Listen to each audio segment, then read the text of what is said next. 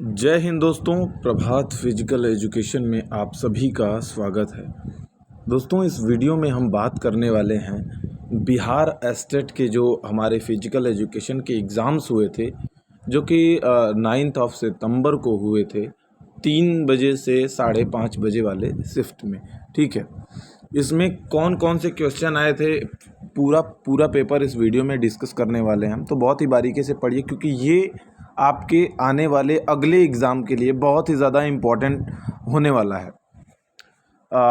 जिस तरह से ये आप लोगों के सामने मैं बता रहा हूँ, ये आंसर की है। हो सकता है एक आध क्वेश्चन आपको गलत मिल जाए, वो मैं आप लोगों को बताता चलूँगा।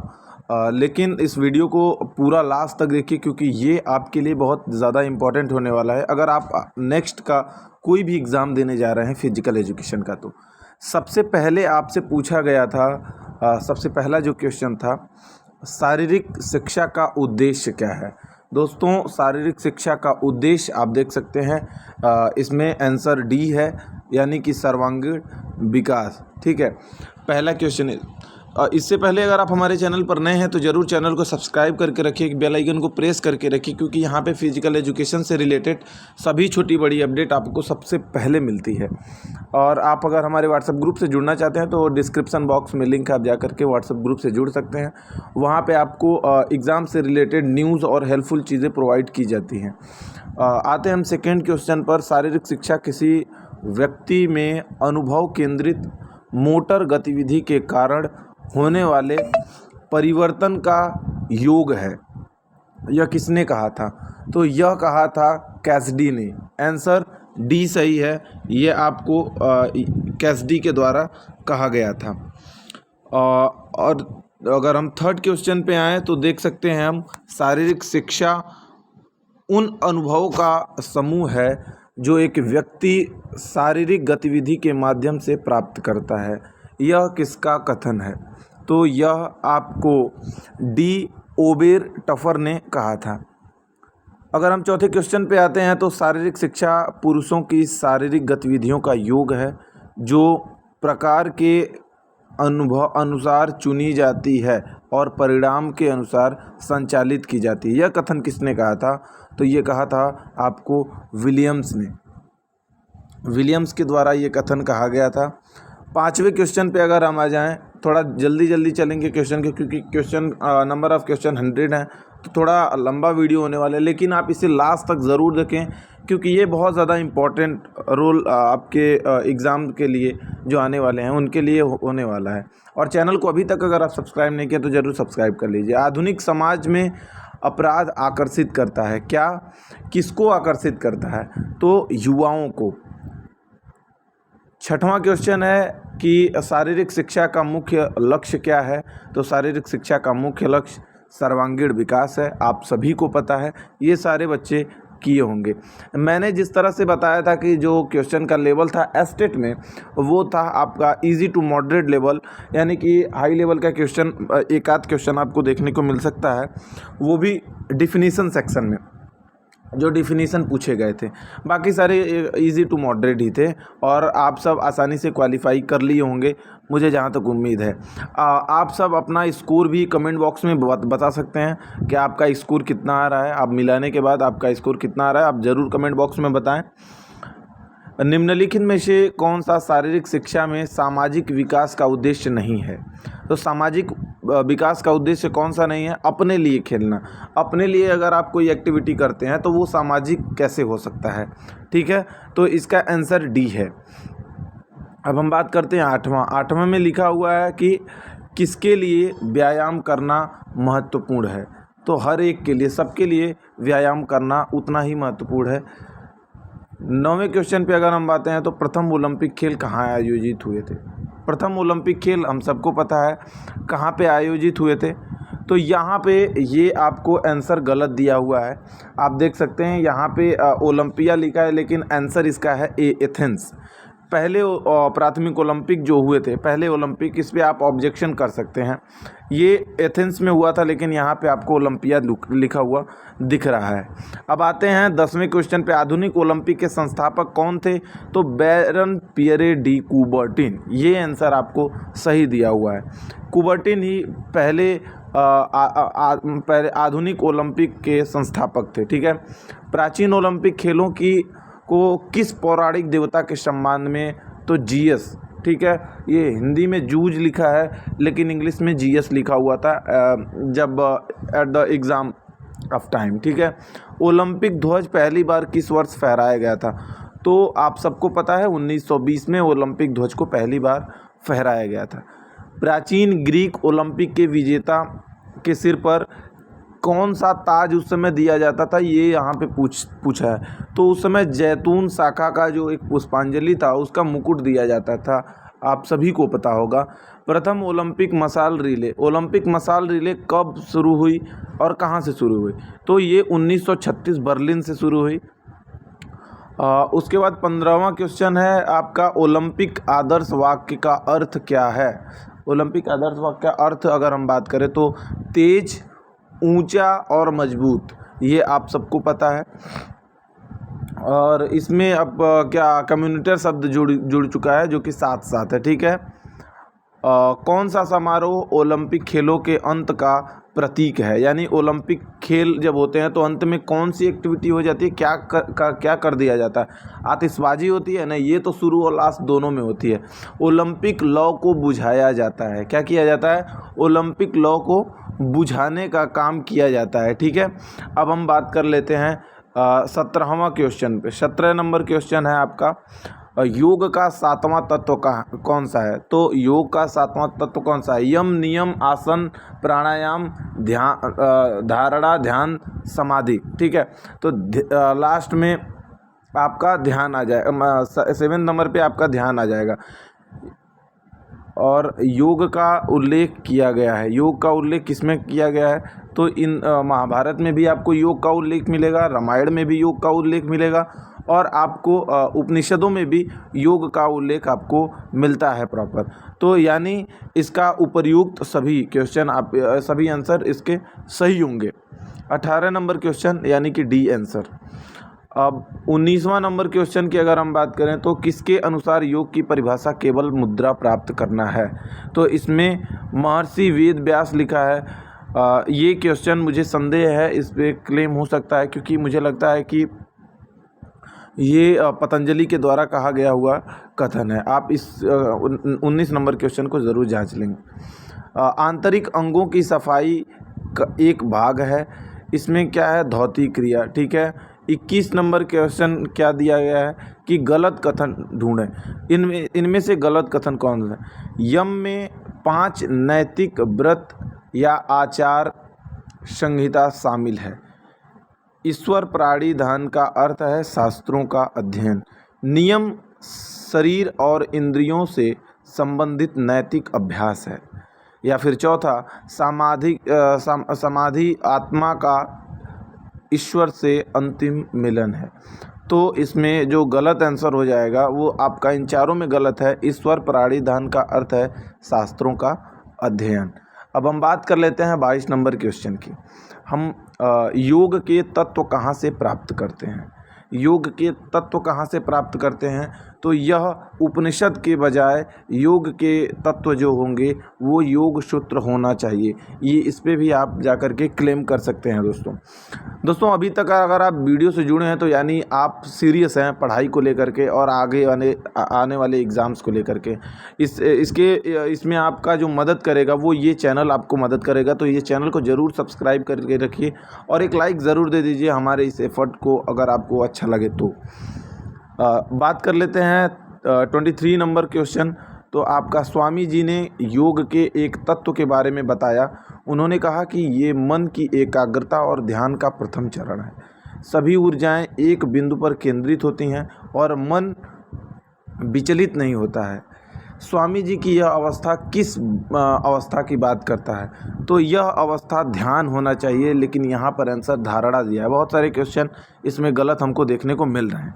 यहाँ पे मेरे हिसाब से यहाँ पे ध्यान होना चाहिए, क्योंकि वो प्राथमिक अवस्था होती है। योग का दूसरा तत्व कहा जाता है, किसको कहा जाता है? यम, नियम। योग का दूसरा तत्व कौन सा है? नियम। ये सही दिया हुआ है। 25 नंबर क्वेश्चन पे अगर हम बात करें तो अंतर्राष्ट्रीय पैरालंपिक समिति की स्थापना किस वर्ष हुई थी? तो 22 सितंबर 1989 को आपको देखने को मिली थी। पैरालंपिक समिति कितने प्रकार की प्रतियोगिताओं की अनुमति दी गई है? तो ये 10 प्रकार की प्रतियोगिताओं की अनुमति दी गई है पैरालंपिक में। अब यदि बौद्धिक विकलांगता वाले व्यक्ति का IQ स्तर 50 से 55 के बीच है तो आप उसे किस श्रेणी में रखेंगे? तो हल्का, यानी कि सबसे लो लेवल के श्रेणी में वो रखा जाएगा। राष्ट्रीय कौशल विकास एजेंसी NSDA है, क्या है? तो उपरोक्त दोनों क्या है? उपरोक्त दोनों क्या है? नीति निर्धारण शाखा भी है और सलाहकार शाखा भी है, राष्ट्रीय कौशल विकास एजेंसी। 29 नंबर क्वेश्चन पे अगर हम देखें तो वैसे खेल जिसमें गतिशीलता, विकलांगता, अंधापन, सेरेब्रल पॉल्सी जैसी विभिन्न विकलांगताओं और वाले एथलीट के लिए प्रमुख अंतर्राष्ट्रीय बहुखेल आयोजित होते हैं, यह किन खेलों की चर्चा की गई है? इनमें पैरालंपिक खेलों की चर्चा की गई। मेरे हिसाब से अंधापन, सेरेब्रल, ये डेफ ओलंपिक्स की बात करनी चाहिए, लेकिन इसमें पैरालंपिक दिया है। ये क्वेश्चन थोड़ा सस्पेंस वाला है, आप इसे थोड़ा सा सर्च कर लीजिएगा। मेरे हिसाब से ये डेफ ओलंपिक्स होने चाहिए इसमें। पैरालंपिक खेल शारीरिक, दृश्य और बौद्धिक विकलांगता वाले लोगों के लिए दुनिया का सबसे बड़ा खेल आयोजन है। ये कौन सा? इसे 2 श्रेणियों में रखा गया है, एक ग्रीष्मकालीन ओलंपिक और एक दूसरा शीतकालीन ओलंपिक। प्रथम पैरालंपिक कहाँ आयोजित हुए थे? तो रोम में वो आयोजित हुए थे, ये हम सबको पता है। विश्व विकलांगता दिवस 3 दिसंबर। जन्म के समय मौजूद विकलांगता को क्या कहते हैं? तो ये हो जाएगा जन्मजात विकलांगता। स्थिर या गतिमान होने पर संतुलन बनाए रखने की क्षमता क्या कहलाती है? तो ये आपका बैलेंस हो जाएगा।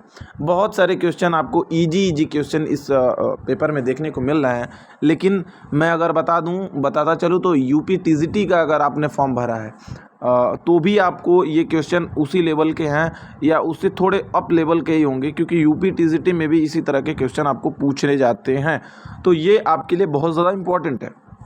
आने वाले DSSB के पेपर में या फिर आने वाले बिहार के ही मुख्य पेपर जो हम लोगों का BPSC के द्वारा कंडक्ट कराया जाने वाला है नवंबर में, उसके लिए भी ये बहुत ज़्यादा इंपॉर्टेंट होने वाले हैं, क्योंकि ऐसे क्वेश्चन हमेशा हर एग्ज़ाम्स में, कोई भी एग्ज़ाम्स हो उसमें आपको 15 से 20 क्वेश्चन इस तरह के पूछे जाते हैं और उसके बाद आपको मॉडरेट लेवल के क्वेश्चन दिखते हैं। स्थिर या गतिमान होने पर संतुलन बनाए रखने की क्षमता संतुलन होती है, यानी कि बैलेंस होता है।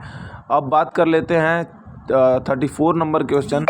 वजन कम वजन के साथ अधिक समय तक व्यायाम करना किससे संबंधित है? तो यह कोऑर्डिनेशन से संबंधित है, ठीक है।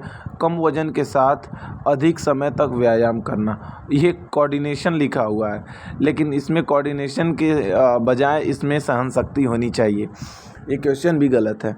बिना किसी थकान के दैनिक कार्य करना, ये क्या हो जाएगा? शारीरिक फिटनेस। 36 number question. अब थोड़ा सा तेज़ चलते हैं, क्योंकि अब आपने लग रहा है कि आप चैनल को सब्सक्राइब कर चुके हैं और हमें हमारा साथ दे रहे हैं, तो मुझे जल्दी से जल्दी इस वीडियो को कंप्लीट करना है और आपके लिए ये हेल्पफुल हो और आपका ज़्यादा टाइम वेस्टिंग ना हो। निम्नलिखित में से कौन सा शारीरिक फिटनेस का घटक नहीं है? तो कौन सा है? सतर्कता, ठीक है। विस्फोटक शक्ति, यानी विस्फोटक शक्ति में गति और ताकत दोनों होती है, ठीक है, गति और ताकत दोनों होती है। समन्वय क्षमताएं मुख्य रूप से निर्भर करती हैं। समन्वय क्षमताएं जो केंद्रीय तंत्रिका तंत्र, यानी कि आपके केंद्रीय तंत्रिका तंत्र से समन्वय क्षमताएं, कोऑर्डिनेशन एबिलिटी, वो बहुत ज़्यादा इफ़ेक्ट करती है। 39 नंबर क्वेश्चन की बात करें तो किसी वजन को उठाने के लिए किया गया अधिकतम प्रयास अधिकतम ताकत कहलाता है, हम सबको पता है। निम्नलिखित में से कौन सा कथन ताकत को सही ढंग से परिभाषित करता है? तो वह शक्ति जो वस्तु को उठाने और ले जाने में मदद करती है। मोटर फिटनेस में 600 मीटर क्या होता है? संशक्ति का ये मापन करता है। शारीरिक शिक्षा में परीक्षण एवं मापन की मुख्य विशेषताएं निम्नलिखित में से कौन सी हैं? तो वे गुणात्मक हैं। ठीक है, वे गुणात्मक हैं। मेरे हिसाब से ये मात्रात्मक होने चाहिए मापन। निम्नलिखित में से कौन मोटर फिटनेस के घटक हैं? मोटर फिटनेस के घटक आपको तीनों देखने को मिल जाएंगे। मापने के लिए 50 मीटर स्टैंडिंग स्टार्ट टेस्ट का उपयोग किया जाता है। Motor fitness 50 metre standing start test का मुख्य उद्देश्य क्या है? तो यह त्वरण निर्धारित करने के लिए। 600 मीटर पैदल के लिए, इसमें भी आप समझ सकते हैं कि ये दौड़कर चलने से सहन शक्ति को, यानी दौड़ने या चलने से सहन शक्ति को मापता है। यानी आप इससे समझ सकते हैं कि अब ये एंड्योरेंस को मापता है। 47 number question, standing broad jump में जब एथलीट कूदने के बाद पैरों पर उतरता है तो उपलब्धि को कैसे नापते हैं? तो निरोधक रेखा से पैर की एड़ी, पैर के पिछले हिस्से को नापा जाता है। जहाँ से भी वहाँ से वो स्टार्ट लेते हैं, जहाँ से भी वो जंप करते हैं, उस लेन से, उस रेखा से। अब बात कर लेते हैं 48 नंबर क्वेश्चन, मोटर फिटनेस परीक्षण में निम्नलिखित में से कौन सा परीक्षण शामिल नहीं है? तो कौन सा परीक्षण शामिल नहीं? संशोधित पुशअप। ठीक है। अब बात कर लेते हैं 49 नंबर, एक वयस्क मानव कंकाल में कितनी हड्डियां होती हैं? 206। मानव कंकाल का निम्नलिखित में से कौन सा भाग मानव मस्तिष्क की सुरक्षा के लिए काम करता है? तो कपाल। ठीक है, क्रेनियल। मनुष्य के टखने में निम्नलिखित हड्डियां होती हैं। टखने में कितने होते हैं? 7 हड्डियां हैं, बिल्कुल सही। निम्नलिखित में से किस प्रकार का उपास्थि मनुष्यों में लंबी हड्डी के जोड़ों पर मौजूद होता है? कौन सा? हाइलिन। जिन लोगों ने हाइलिन लगाया था उनके आंसर सही हैं। 53 नंबर क्वेश्चन की बात करें तो निम्नलिखित में से किस मानव लिगामेंट को बेगोला या वाई आकार का लिगामेंट कहते हैं? तो इलियोफेमोरल लिगामेंट। 54 नंबर क्वेश्चन की बात करें तो कौन सी संरचना मनुष्यों में रक्त की एक दिशा में प्रवाहित होती है? तो वॉल्व का काम होता है। निम्नलिखित में से कौन सा मानव कंकाल का अवशेषी हड्डी का भाग है? तो कोक्सियल बोन, जो हमारे रीढ़ की सबसे नीचे वाली हड्डी होती है। निम्नलिखित में से कौन सा नैदानिक संकेत अग्रबाहों के इस्कीमिया का संकेत देता है? तो वोल्कमैन का संकुचन। बायोमैकेनिक्स क्या करता है भैया? ये खिलाड़ी को चोट का इलाज भी करता है, प्रदर्शन में सुधार करता है और जमीन स्तर से के बीच घर्षण भी करता है। ये उपरोक्त सभी दिया हुआ है। अपहरण एवं अपहरण, ठीक है, एब्डक्शन और एडक्शन की बात करता है। ये धनु एवं एंटेरो पोस्टीरियर फ्लेक्सिबिलिटी इंग्लिश में होता है तो थोड़ा समझ में आता है, हिंदी में कुछ क्वेश्चन आपको समझ में नहीं आते हैं तो आप इसे इंग्लिश में देख सकते हैं। एब्डक्शन एडक्शन की बात करा, आई थिंक जहाँ तक मैं सोच पा रहा हूँ। लचीलापन और विस्तार है। लचीलापन क्या है? ललाट अक्ष के बारे में धनुतल में गति है। बायोमैकेनिक्स एक शाखा है क्या? भौतिकी फिजिक्स की शाखा है। इसमें देख सकते हैं एथलीट खेल उपकरण और व्यायाम वातावरण के बीच बातचीत सहित मानव आंदोलन के अध्ययन को संदर्भित करता है। कौन? तो बायोमैकेनिक्स। खेल गतिविधियों में किस प्रकार का लीवर सबसे प्रभावी है? तीसरे प्रकार का लीवर। बाँह को ऊपर उठाने में कौन सी मांसपेशियां शामिल होती हैं? बाँह को ऊपर उठाने में कौन सी मांसपेशियां? तो डेल्टाइड हो जाएगा। निम्नलिखित में से कौन सा द्विअक्षीय जोड़ है? निम्नलिखित में से कौन सा द्विअक्षीय जोड़ है? अगर हम बात करें तो हम देख सकते हैं काज और धुरी दोनों। सेल्डन के अनुसार एंडोमॉर्फ शरीर का एक प्रकार है। एंडोमॉर्फ गोल शरीर, ठीक है, जैसा कि हम सबको पता है एंडोमॉर्फ मोटे आकार के होते हैं, छोटे होते हैं। किस प्रकार के शरीर की पहचान? गोल आकार, तो इसमें भी बताया एंडोमॉर्फ। Repeated question.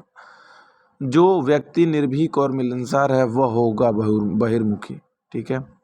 प्रेरणा जो व्यक्ति को प्रेरणा जो व्यक्तियों को स्वाभाविक रूप से उन कार्यों को करने के लिए प्रेरित करती है जो आनंद, खुशी और खुशी का चुनौती प्रदान करते हैं। ये आपका मूलभूत प्रेरणा हो जाएगा। ठीक है। पुरस्कार या प्रशंसा के माध्यम से प्रेरणा को कहा जाता है, क्या कहा जाता है? तो बाहरी प्रेरणा। जो भी चीज़ें बाहरी रूप से प्रभावित करती हैं वो बाहरी प्रेरणा के अंतर्गत आती हैं। ठीक है। एक्सट्रिंसिक मोटिवेशन, निम्नलिखित में से कौन सा आंतरिक प्रेरणा के विशेषता नहीं है पूछा है, यानी बाहरी प्रेरणा कौन है? प्रतिपुष्टि। कोरोनरी हृदय रोग की रोकथाम के लिए निम्नलिखित में से कौन सा प्रभावी है? तो नियमित व्यायाम करना चाहिए। निम्नलिखित में से कौन सा नियमित व्यायाम का परिणाम नहीं है? तो कोलेस्ट्रॉल का स्तर बढ़ना। कोलेस्ट्रॉल का स्तर घटता है, बढ़ता नहीं है।